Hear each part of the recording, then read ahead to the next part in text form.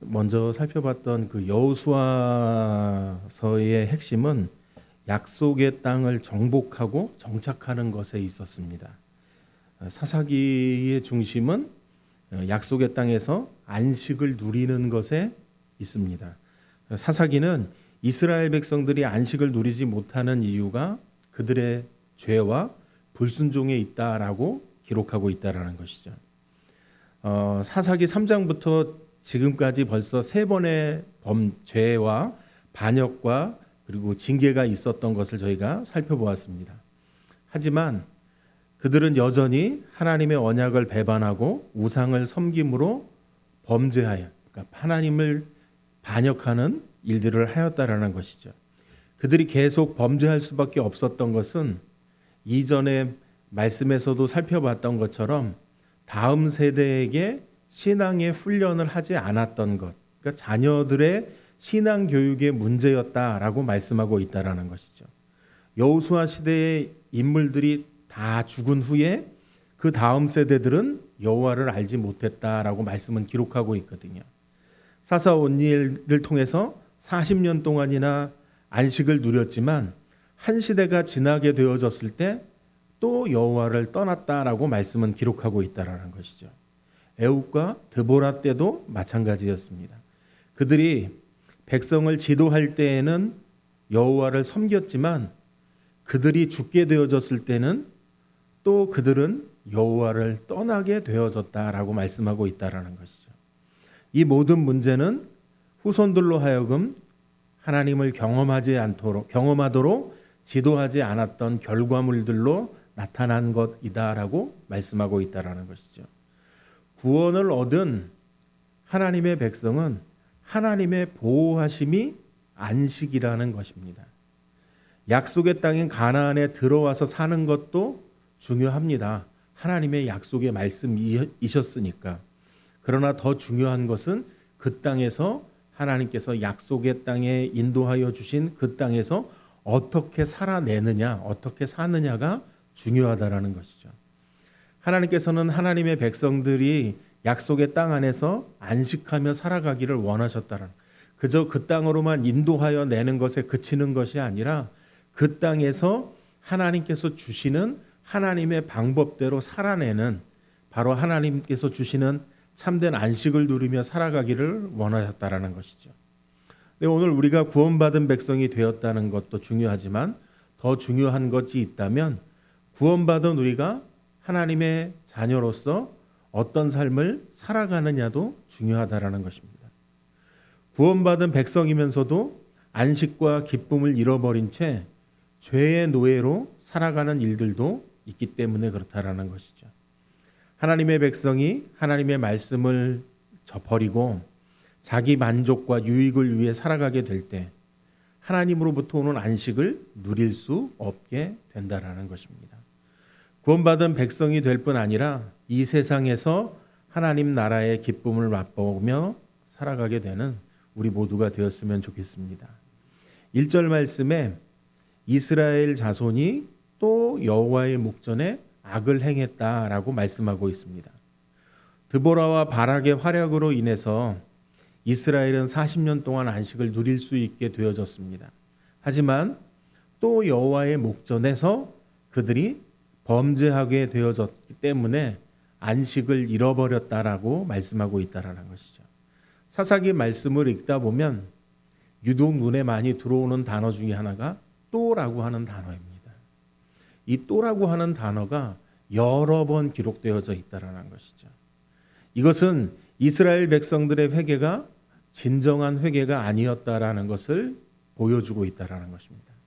그러니까 다시 얘기하면 이스라엘 백성들에게 있어서 심각한 질병, 바로 영적인 질병이었다라고 이야기하고 있다라는 것이죠. 그들의 죄에 대해서 하나님께서 회개하고 변화받으라고 그들에게 고난을 주셨는데 그 고난의 의미조차도 깨닫지 못하는 영적인 질병을 앓고 있는 것이라는 것이죠. 고난이 우리를 회개와 변화로 이끌지 못한다면 고난은 아무 소용이 없는 것이 되고 만다는 것입니다. 그냥 고난만 받고 잠시 회피한 것밖에는 되지 않습니다. 그렇다면 우리에게는 왜 삶의 변화가 나타나지 않는 것일까? 그것은 회개가 진정으로 이루어지지 않은 결과물들로 인해서 변화가 일어나지 않는다라는 것입니다. 진심으로 회개하지 않는다면 삶의 변화는 나타나지 않는다라는 것이죠. 도박을 하는 분의 이야기를 들어보면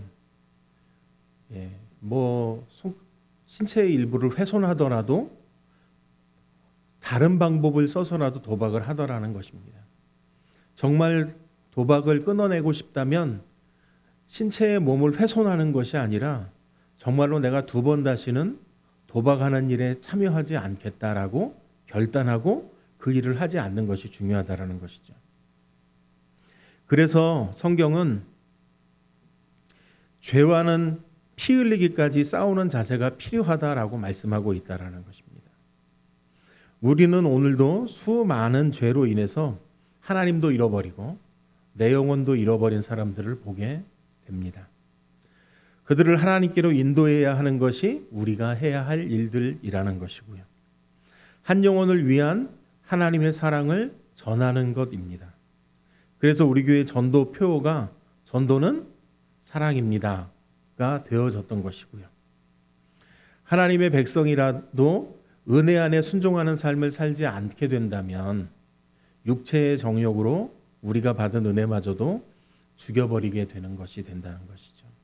신부는 하나님의 자녀인데 하는 행동은 전혀 하나님의 자녀답지 못하다라는 것이죠. 그렇다면 누구보다도 하나님을 가까이 해야 할 하나님의 백성이 하나님의 간섭으로부터 도망치고 싶어하는 모습을 보이게 되는 것입니다. 우리 회개가 진정으로 이루어지지 않는다면 형식적인 예배로 적당히 만족할 수밖에 없다라는 것이죠. 이 결과물은 영적인 질병 상태는 변화되지 않고 계속 반복될 수밖에 없는, 신앙의 성장도 없고 자람도 없고 신앙의 성숙도 없는 그러한 모습으로 신앙생활을 하게 되어진다라는 것입니다. 우리가 변화되고 승리하는 삶을 살아가기를 원한다면 하나님으로부터 부어지는 하나님의 능력으로 힘입어 살아가야 한다라는 것이죠. 우리가 전심으로 하나님을 찾고 하나님을 만나고 우리의 죄를 용서받고 우리의 삶이 변화되게 될 때 하나님의 백성으로서의 삶에 가능성이 있는 것이라는 것입니다. 하나님께서 우리들의 마음을 죄에서 돌이키길 원하는 마음을 부어주셔서 변화되고 승리하는 삶을 살아가는 우리가 되어졌으면 좋겠습니다. 그래서 하나님께서 우리를 부르신 거룩한 목적을 따라서 하나님께 드려지는 삶을 살아가기를 원합니다. 1절 말씀에 여호와께서 징계로 7년 동안 그들을 미디안의 손에 내어주셨다고 말씀하고 있습니다. 하나님께서 자기 백성을 징계하실 때는 다 이유가 있다라는 것이죠. 이스라엘 자손이 또 여호와의 목전에 악을 행했기 때문에 하나님께서는 그들을 미디안의 손에 넘겨주셨다라고 말씀하고 있다라는 것입니다. 여호와의 목전이라고 하는 이 표현은 사사기에서 이스라엘의 범죄 문제를 이야기할 때 이 단어가 꼭 등장하게 되어진다라는 것이죠. 여호와의 목전에라는 말이 주는 의미는 하나님의 존재를 의도적으로 무시하는 것을 의미하는 것입니다.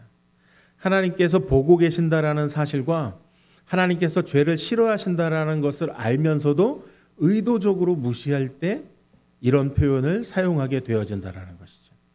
이게 바로 죄의 본성이 이렇다라는 것입니다. 하나님을 무시하고 거부하는 것, 다시 말해서 말씀을 반역하게 되어지는 것. 그래서 하나님 없는 내가 원하는 방식대로 삶을 즐기고 살아가는 것, 내가 주인 되어져 살아가는 방식, 삶의 방식들을 이야기하는 것입니다. 그러나 우리가 기억해야 할 것이 있는데 우리는 죄악된 세상에서 부름받은 거룩한 하나님의 백성이 되어졌다라는 것입니다. 우리 각자에게는 분명한 하나님의 계획과 목적이 있으시다는 것이죠. 내 삶의 목적을 잊어버리고 우리가 엉뚱한 길로 나아간다면 하나님께서는 반드시 우리의 삶을 간섭하신다라는 것입니다. 우리 자신과 우리의 삶을 바꾸시기 위해서 우리의 삶에 간섭하시는 것이죠. 이유는 우리를 사랑하시기 때문에 우리의 삶에 간섭하신다라는 것입니다. 그 방법 중 하나가 말씀드렸던 것처럼 우리를 징계하시는 것입니다. 우리를 고난 가운데 놔두신다라는 것이죠. 그래서 오늘 말씀에 하나님께서는 이스라엘 자손을 미디안의 손에 7년 동안 넘겨주셨다라고 말씀하고 있습니다.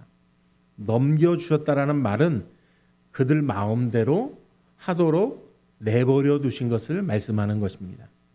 지금까지는 이스라엘 백성들이 하나님께서 이스라엘의 보호자가 되어주셔서 그들을 지키셨고 그들을 인도해 주셨고 함께 하셨던 결과물들로 그들은 안전할 수 있었습니다. 그런데 이제 더 이상 그들을 지켜주지 않겠다는 말이라는 것이죠. 하나님의 관여가 싫어서, 하나님의 간섭이 싫어서 하나님을 떠난 사람에게는 하나님으로부터 보호받을 자격이 없다라는 것입니다. 저희가 잘 아는 것처럼 미디안, 아브라함과 그의 후처 그두라 사이에서 태어난 아들의 이름이고 그 후손들을 가리켜서 우리가 미디안 자손이라고, 미디안이라고 이야기합니다. 또 애굽 사람을 죽이고 도망쳤던, 모세가 도망쳤던 바로 그 땅도 미디안 광야의 장인이 되어졌던 이드로 역시 미디안 사람이었다라는 것이죠. 어떻게 보면 그들과는 먼 친척 관계에 있을 수 있는 사람들이었다라는 것입니다. 하지만 이들은 하나님의 택하신 백성이 아니었기 때문에 이스라엘 주변을 맴돌면서 때때로 이스라엘을 괴롭히는 원수가 되고 있었다라는 것이죠. 민수기 31장에도 보면 미디안은 이스라엘 백성들로 하여금 우상 숭배에 빠지게 해서 하나님의 심판을 받게 했던 영적인 원수였다라는 것입니다. 결국 하나님께서는 이스라엘 자손의 원수를 미디안에게 갚으라는 명령을 내리셨고 모세는 군대를 이끌고 미디안을 섬멸했던 장면이 기록이 되어져 있다라는 것입니다.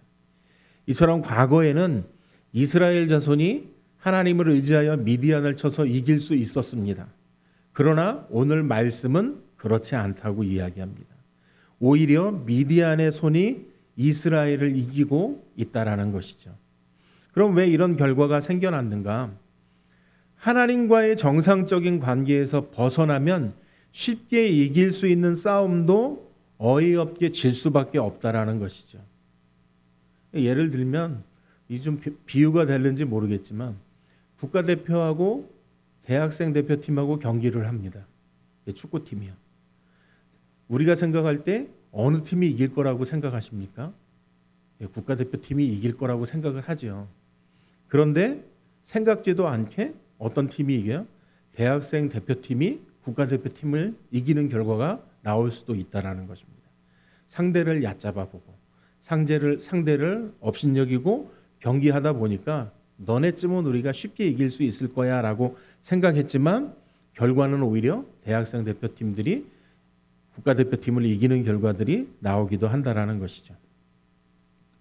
마찬가지로 이들은 쉽게 이길 수 있는 싸움에서조차 이길 수 없게 되어지는 관계로 낮아지는 영적인 무기력에 빠진 결과물들로 인해서 그들은 패할 수밖에 없게 되어졌다라는 것입니다.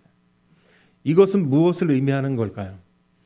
주일 성수가 무너진 사람들, 기도가 안 되고 막혀버린 사람들, 교회의 섬김의 일들이 끊어진 사람들, 이분들에게 말씀하면 자기들도 알고 있다라고 이야기하더라고요.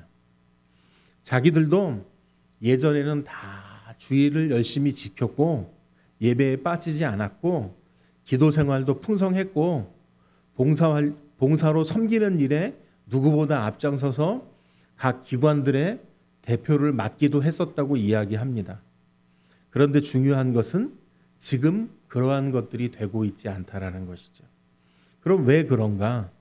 지식의 문제가 아니라 능력의 문제라는 것입니다. 하나님 나라의 일은 말에 있지 않고 능력에 있기 때문이라고 말씀합니다.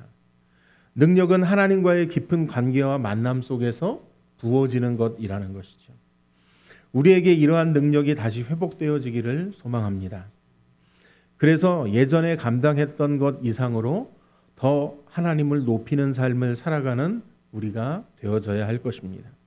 결국 미디안 사람들이 이스라엘을 이기자 이스라엘 백성들이 어떻게 되어졌는가? 그들은 2절 말씀을 보게 되어지면 곧장 피난처를 만들기 시작했던 것을 볼 수 있습니다. 2절에 산에서 웅덩이와 굴과 산성이라고 자기들을 위하여 만들었다라고 기록하고 있습니다. 이 산에서 웅덩이와 굴과 산성은 압제를 위한 피난처로 혹은 곡식을 숨겨두는 목적으로 만들어졌던 곳이었습니다. 산의 웅덩이를 팠다라는 것은 곡식을 저장하던 곳이나 물을 가두는 일들을 했었던 곳이고 때로는 사람이 숨는 은신처가 되어지기도 했다라는 것이죠. 굴은 그들이 도피해서 숨을 수 있는 곳을 의미합니다. 산성은 대적이 쉽게 접근해 오지 못하도록 만들어진 요새를 의미하는 것이고요. 팔레스틴 땅은 석회석으로 되어 있어서 천연 동굴이 많다고 합니다. 물론 인위적으로 굴을 파기도 쉽다고 이야기하고요. 다윗도 역시 사울의 추적을 피해서 유대 광야에 아둘람 굴이나 막벨라 굴 같은 그런 굴들을 사용했을 것입니다. 히브리서 11장 말씀에 보면 믿음의 사람들이 핍박을 피해서 산과 동굴과 토굴에 유리했다라고 기록하고 있습니다. 신약의 성도들도 핍박을 피해서 카타콤이라는 동굴에서 신앙생활을 하기도 했었고요. 이처럼 높은 산에서 굴을 만들고 생활했던 이유는 쉽게 숨을 수 있기 때문에 그렇고 또 높은 곳에 위치하고 있기 때문에 방어하는 데 유리하다라는 것이죠. 어쨌든 죄로 말미암아 이들에게 나타난 분명한 변화는 주거 환경이 바뀌었다라는 것입니다. 쉽게 말하면 땅굴을 파야 하는 인생이 되고 말았다라고 기록하고 있다라는 것이죠. 하나님께서 주신 약속의 땅에서 당당하게 살아야 할 하나님의 백성들이 이제 그 땅에서 안식을 누리는 것이 아니라 안식을 잃어버리게 되어지니까 대적의 낯을 피해서 땅 밑, 그러니까 굴로 숨어들 수밖에 없는 이제 그들의 상태가 비참한 상태에 놓여져 있었던 것을 이야기하고 있다는 것이죠. 그들은 믿음을 지키기 위해 순교자들이 걸었던 길과 같은 그런 고난의 길을 걸어간 것이 아니라 하나님의 심판으로 인해서 불행한 삶을 살아가게 되어졌던 것을 이야기하고 있다는 것이죠. 이들의 삶이 얼마나 비참해졌는지, 그들의 삶이 영적으로도 얼마나 비참한 삶이었는지를 드러내주고 있다는 것입니다. 우리가 영적으로 서지 못하면 세상에 당당하게 맞서지 못하게 될 뿐만 아니라 비굴하게 눌려서 살 수밖에 없는 것을 보여주고 있다는 것이죠. 그리스도인들끼리 모여서 산에 굴이나 파고 동굴에 갇혀서 살게 된다는 이야기가 되어진다는 것입니다. 그저 세상 사람들을 피해서 그저 산속의 일부에 모여 살게 되어지는 그런 역할밖에는 되지 않는다라는 것이죠. 한국 교회가 겉으로는 화려하게 보일지 모르지만 어쩌면 영적으로는 이런 땅굴을 파고 있는 것 같은 모습을 보여주고 있지는 않은지 생각되어집니다. 이스라엘 백성들이 땅굴을 팔 수밖에 없었던 이유가 3, 4절 말씀에 기록되어 있습니다. 이스라엘이 파종한 때면 그들뿐 아니라 아말렉과 동방 사람들까지 올라와서 약탈하기 시작했기 때문이었습니다. 우리말 성경을 보면 이들이 씨를 뿌릴 때마다 올라왔다라고 기록하고 있습니다. 그러니까 씨가 뿌려지는 때 그때마다 올라왔다는 건 매번 그들이 수확할 열매를 거둘 수 없다라는 것이었죠. 뿌린 것이 없는데 거둘 것이 있었겠냐는 것입니다. 5절에 그들은 메뚜기 떼같이 들어와서 그 땅을 다 멸하려 했다고 기록하고 있습니다.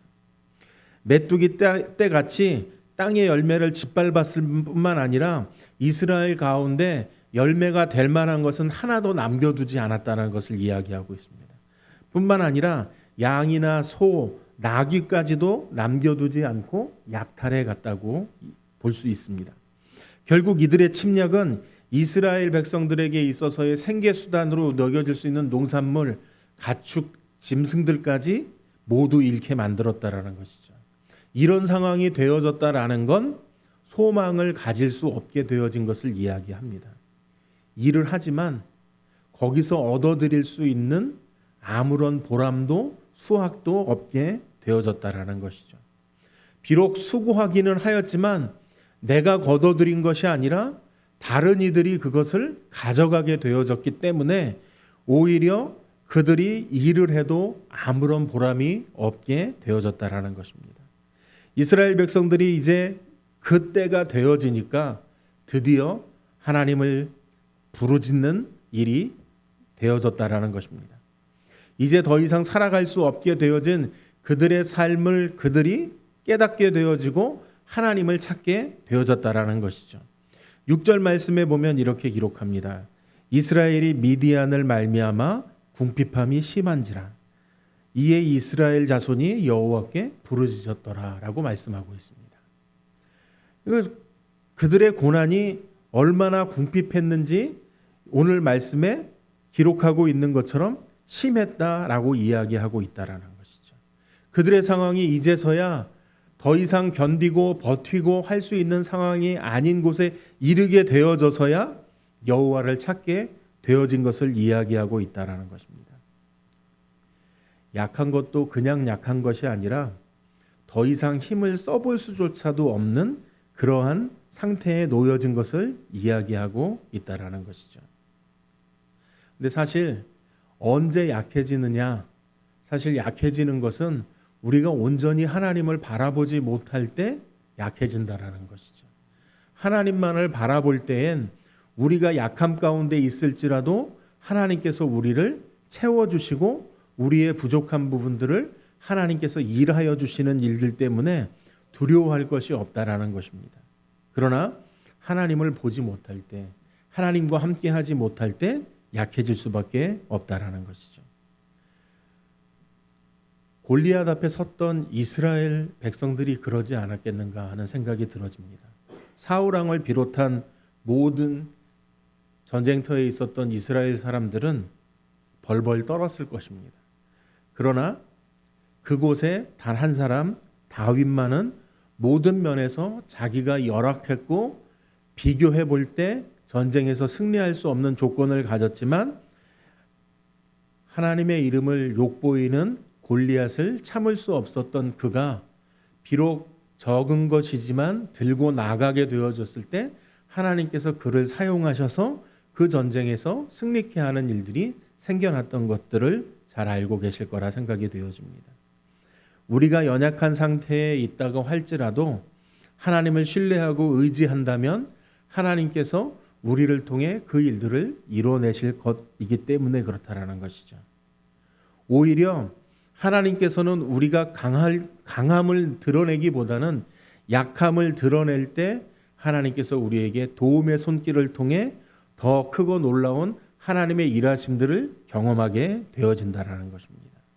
오늘 말씀에도 보면 이에 이스라엘 자손이 부르짖었다라고 기록하고 있습니다. 어려움이 닥치고 고난이 주어지니까 그때서야 하나님을 찾고 부르짖은 것을 이야기하고 있다라는 것이죠. 바로 이것이 그들이 하나님의 백성이라는 강한 증거였다라는 것입니다. 고난이 주어졌는데 문제가 발생했는데도 여전히 하나님을 찾지 않는다면 문제는 해결되어지지 않는다라는 것이죠. 그런데 그들은 7년 동안 이런 고통 가운데 있었던 것을 기록하고 있습니다. 7년 동안 그들은 여호와를 찾지 않았다면 무엇을 했을까요? 자신들의 힘으로 자신들이 버틸 수 있는 시간들을 견뎌내고 있었을 것이라 생각이 되어집니다. 그러나 자신들의 노력으로 되어지지 않았고 오히려 자신들의 신세만 한탄하게 되어졌을 것이라 생각이 되어집니다. 하기는 이전에 있었던 18년 동안의 고통을 당하면서 여호와를 찾지 않았던 것에 비하면 7년은 그보다 훨씬 빠른 시간에 하나님을 찾게 되어졌던 것이라는 것입니다. 이처럼 이스라엘은 범죄의 결과로 이런 징계가 따른다는 것을 느끼는 순간부터 하나님 앞으로 나아왔어야 한다는 것이죠. 그러나 그들은 7년 동안을 생고생한 결과가 되어졌다라는 것입니다. 앞으로라도 건강한 상태에 따라서 회복 속도가 다르다라는 것이죠. 근데 놀랍게도 신앙도 마찬가지더라는 것입니다. 신앙의 상태가 좋으면 좋을수록 신앙의 회복도 빠르다라는 것이죠. 범죄했을지라도 빨리 돌이키고 하나님 앞으로 나오게 되어지면 신앙의 회복이 이루어진다라는 것입니다. 신앙의 어려움 가운데 놓여지게 되고 위기가 닥쳐오더라도 하나님께 나아갈 수 있다라는 것입니다. 하지만 회복의 시간을 오래 끌고 있다고 한다면 우리의 신앙이 아직도 얕은 수준에 있다는 것을 보여준다라는 것이죠. 그렇기 때문에 말씀을 묵상하는 일을 늘 가까이 해야 하고 말씀 듣는 일을 힘써야 하고 우리가 기도하는 일에 힘써야 하는 이유들 중에 하나가 빨리 깨닫고 빨리 돌이키고 빨리 회복되어지는 것에 있음을 말씀하고 있다라는 것입니다.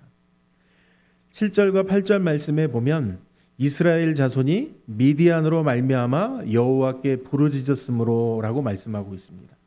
이 말씀에서 우리는 소망을 발견하게 되어집니다. 하나님께서는 우리가 부르짖으면 만나주시는 분이시라는 것이죠. 나를 사랑하는 자들이 나의 사랑을 입으며 나를 간절히 찾는 자가 나를 만날 것이라고 하셨습니다. 고통 중에 있는 분, 환난 중에 계신 분은 하나님 앞으로 나아가게 될 때 하나님께서 우리를 위해 찾아와 주셨고 만나 주시는 하나님이심을 말씀하고 계시다라는 것입니다. 이스라엘의 부르짖음을 듣게 되어졌을 때 하나님께서는 그들을 위해 파송하게 되어졌다라는 것이죠. 한 선지자를 보내게 되어졌고 지금까지 이스라엘 백성들이 도움을 요청하자마자 하나님께서는 그들을 위해 돕는 자를 항상 보내주셨다라는 것입니다. 그 목적은 그 백성을 책망하시기 위해서였습니다. 6장 이전의 말씀 앞을 보면 벌써 3번의 범죄와 그리고 그들의 징계가 있었고 그것으로부터 구원해내시는 하나님의 역사하심이 있었습니다. 하지만 그때마다 이스라엘 백성들은 건성으로 하나님 앞에 온전한 회개를 하지 못한 채 돌아왔던 것이고 그들은 징계를 받고서도 여전히 정신을 차리지 못했고 또 범죄하고 또 반역하고 또 돌아서는다고 말씀하고 있다라는 것이죠. 하나님께서 우리의 회개를 진실한 것으로 여기지 않으시면 어떻게 되는가?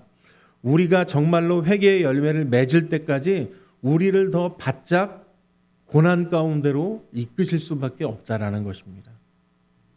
그렇게 되면 신앙생활이 행복하지 못하고 힘들어지고 어려워질 수밖에 없다라는 것이죠. 하나님께서 왜 먼저 선지자를 보내셔서 책명하셨을까? 그것은 문제의 해결보다 하나님과의 관계의 회복이 우선이라는 것을 말씀하고 계시다라는 것입니다. 정말 우리의 마음의 생각과 입술의 고백이 하나님께 연락될 수 있는 사람으로 변화되어지는 것이 중요하다라는 것이죠. 그러면 어떻게 해야 하나님께서 우리의 고백을 믿을 수 있는 사람으로 회복될 수 있는 것인가? 그것은 선지자의 말씀을 통해 그 방법을 발견할 수 있는데 8절과 9절 말씀에 이렇게 기록하고 있습니다. 여호와께서 이같이 말씀하시기를 이스라엘의 하나님 내가 너희를 애굽에서 인도하여 내며 너희를 그 종 되었던 집에서 나오게 하여 애굽 사람의 손과 너희를 학대하는 모든 자의 손에서 너희를 건져내고 그들을 너희 앞에서 쫓아내고 그 땅을 너희에게 주었으며라고 말씀하고 있습니다. 하나님께서 다짜고짜 이렇게 잘못했기 때문에 내가 너희를 도와줄 수가 없어라고 책망하신 것이 아니라 먼저 하나님께서 그들에게 베푸셨던 은혜를 말씀하고 계시다라는 것이죠. 하나님께서 애굽에서 건져내시고 가나안의 대적들을 쫓아내시고 그 땅을 차지하게 하신 사실을 먼저 그들에게 알려주고 계시다라는 것입니다. 그렇기 때문에 지금 너희가 살고 있는 이 땅은 누가 너희에게 준 것이고 어떻게 주신 것인지를 먼저 생각해 보라고 말씀하고 있다라는 것입니다. 구약 성경에서 하나님을 떠난 하나님의 백성들을 회복시키실 때 가장 먼저 언급하는 메시지, 그것은 그들을 애굽 땅 종되었던 집에서 어떻게 구원해 주셨는가를 기억하라는 말씀이었습니다. 하나님을 떠난 백성들은 가장 먼저 하나님의 은혜와 사랑을 기억하는 것이 필요하다라는 것을 말씀하고 있다라는 것이죠. 이것이 바로 회복의 출발점이 되어진다라고 말씀하고 계시다라는 것입니다. 우리에게도 이 원리는 동일하다는 것이죠. 무너진 삶을 회복하기를 원한다면 우리 삶이 가장 먼저 나를 위해서 십자가를 지신 주님을 새롭게 만나야 하는 것이 필요한 것을 말씀하고 있다는 것입니다. 하나님께서 나에게 베풀어 주신 크신 은혜와 사랑을 새롭게 경험하게 되어지는 것이 그래서 중요하다는 것입니다. 처음 주님을 만났을 때의 그 눈물과 감격을 회복하는 것이 중요하다는 것입니다. 이때 참된 회복의 출발점이 되어진다는 것이죠. 우리에게도 이런 경험이 다시금 회복되어지기를 소망합니다. 나에게 영적인 문제가 있다라고 생각하시는 분이라면, 나에게 영적인 회복이 필요하다라고 생각하신다면 나를 위해 십자가에 달리신 주님을 만나기 위해 주님 앞으로 나아가는 것이 필요하다라는 것입니다. 이름도 기록되어 있지 않은 이 선지자는 계속해서 이 땅의 신들을 두려워 말라는 여호와의 목소리를 청종하지 않았다고 책망합니다. 10절 말씀에 보면 내가 또 너희에게 이르기를 나는 너희의 하나님 여호와이니 너희가 거주하는 아모리 사람의 땅의 신들을 두려워하지 말라 하였으나 너희가 내 목소리를 듣지 아니하였느니라 하셨다 하니라 라고 말씀하고 있습니다. 이게 무슨 말씀이냐면 그들이 가나안 땅에 살고 있는 목적을 잃어버린 것을 말씀하고 있는 것입니다. 가나안 땅에 정착하면서 그 땅의 우상들과 타협했고 그 땅의 삶과 문화에 빠져버린 것을 이야기하고 있다는 것입니다. 그래서 하나님의 말씀을 듣고 순종할 수 없는 백성이 되어진 것을 이야기하고 있다는 것이죠. 하나님께서 그들에게 맡겨주신 사명이 있었는데 그 사명을 잃어버린 채 살아가고 있는 그들을 향해 말씀하고 계시다라는 것입니다.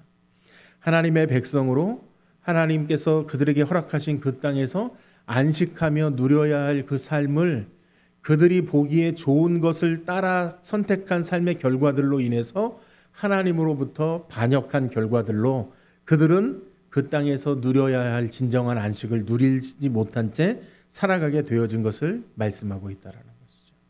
그들은 사명을 잃어버렸을 때 이와 같이 그들이 누려야 할 진정한 안식을 잃어버리고 살아가게 되어졌다는 것입니다. 이 세상이 전부인 것처럼 이 세상에서 하나님 없는 행복한 인생을 사는 것이 모두인 것처럼 여기고 살아왔던 것이라는 것이죠.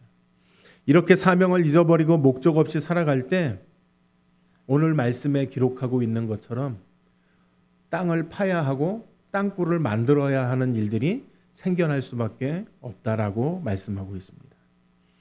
그러면 우리들은 어떻냐는 것이죠. 참된 회복은 우리가 이 땅에 사는 목적을 발견할 때 의미가 있다라는 것입니다. 삶의 목적을 발견한다라는 것은 하나님의 관심과 나의 관심이 같아지는 것을 의미하는 것입니다. 바로 이것이 하나님의 고난의 목적이라는 것입니다. 고난을 통해서 하나님의 관심 어떤 것인지를 깨닫게 되어지고 우리에게 주신 그 사명을 깨닫게 되어져서 하나님의 관심과 나의 관심이 같아지는 삶을 살아가게 되어지는 것을 말씀하고 있다는 것이죠. 누구나 징계가 주어지면 그 고통에서 빨리 벗어나고 싶어하는 것이 인간의 본능입니다. 그러나 이 고통의 무게가 너무 무겁다고 해서 그 속에 담긴 하나님의 따뜻한 손길을 잃어버려서는 안 된다라는 것이죠. 하나님께서 이 고난을 주신 목적은 우리들의 관심과 하나님의 관심이 같아지도록 하기 위해서 일하시는 작업이기 때문에 그렇다라는 것입니다. 관심이 다른 사람에게는 그 어떤 말을 해도 듣지 않습니다. 어떤 아이가 장난감을 사러 가기로 아빠와 약속을 했습니다. 맛있는 빵을 준다고 해도 맛있는 과자를 사준다고 해도 어떤 말도 들리지 않을 것입니다. 장난감 사러 가자라는 이 말만 해주기를 기다릴 것이기 때문에 그렇습니다. 하나님께서는 우리들의 관심을 받고 싶어 하신다라는 것이죠. 선지자의 책망을 통해서 우리는 두 가지를 정리하고 기억해 두어야 할 것입니다. 하나님의 회복을 바라는 사람은 하나님께서 주신 은혜와 감격을 반드시 회복해야 하는 것을 말씀하고 있다라는 것이죠. 회복을 기대하는 이에게 하나님께서 책망하시기보다는 오히려 하나님께서 베풀어 주셨던 그 은혜를 기억하시도록 말씀하고 계신 오늘 말씀처럼 주님께서 우리를 위해 베풀어 주신 그 주님의 사랑을 기억하고 반드시 회복해야 할 것을 말씀하고 있다라는 것입니다. 또 하나는 내 삶의 목적을 다시 점검하는 것입니다. 내게 주어진 그 사명에 맞게 내 생명이 다하는 날까지 그 사명을 위해 달려가고 있는지를 점검해 봐야 한다라는 것이죠. 하나님께서 주어진 하나님의 백성, 하나님 나라의 백성으로서의 삶을 온전하게 살아가고 있는지를 살펴봐야 할 것을 말씀하고 계시다라는 것입니다. 진심으로 하나님을 찾되 참되게 하나님의 백성으로 살아가기 위해 더 몸부림쳐야 할 것을 말씀하고 있다라는 것이죠. 나의 고백과 결단이 결코 거짓된 것이 아니었음을 우리들의 삶에서 증명하는 삶이 되어져야 한다라는 것입니다. 헛된 삶을 이 땅에서의 쫓아 사는 삶이 아니라 하나님께서 우리를 통해 살아가기를 원하셔서 우리에게 말씀하신 그 말씀대로 순종하는 삶을 통해 증명해내는 삶이 되어져야 한다라는 것이죠. 그때 하늘의 문이 열리고 위에서 베푸시는 신령한 능력이 우리들의 삶을 인도하게 되어질 것입니다. 그렇게 되어질 때 더 이상 땅굴을 파는 인생처럼 살 필요가 없게 되어진다라는 것이죠. 어쩌면 우리는 순간순간 땅굴을 파서라도 그 안에 안식하는 것이 진정한 안식인 줄 알고 착각하는 일들이 생겨날 때가 있다라는 것입니다. 땅굴을 파고 들어가는 것이 오히려 하나님으로부터의 보호를 받는 것보다 우리가 더 안전한 것이라고 오해하고 그 어리석음 가운데로 나아가는 것이 우리들인지 모르겠습니다. 그러나 하나님께서는 분명하게 말씀하고 계시다라는 것이죠. 말씀에 따라 순종하게 되어졌을 때 그 삶을 우리에게 하나님의 보호하심, 인도하심 그 안에서 안식을 누릴 수 있음을 말씀하고 계시다라는 것입니다. 이처럼 고난이 우리에게 주는 목적은 하나님의 백성으로 다시금 하나님께서 우리를 부르시기 위해 고난도 주신 것이라는 것입니다. 그러므로 고난이 닥쳐졌을 때 하나님의 부르심, 하나님의 인도하심을 깨닫는 우리가 되어지기를 소망합니다. 그래서 오히려 약할 때 강함 주시는 하나님의 능력으로 세상을 이기며 살아가게 되는 저와 성도님들이 되어주시기를 바랍니다. 그래서 우리에게 주신 은혜와 안식의 삶을 누리시는 저와 성도님들이 되어주시기를 바랍니다.